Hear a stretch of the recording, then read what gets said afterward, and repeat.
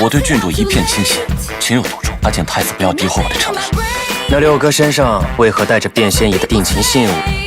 你诈我？六哥就这么想我心里实在伤心。继续演，即便我负了正气，你又能奈我何呢？我是个病重之人，却没想到六哥病得更重。我奈何不了你什么。殿下，殿下，殿下，你怎么了？殿下，殿下，玉王殿下，你干了什么呀？你把太子殿下都气吐血了！传人啊！玉王殿下把太子殿下气吐血了！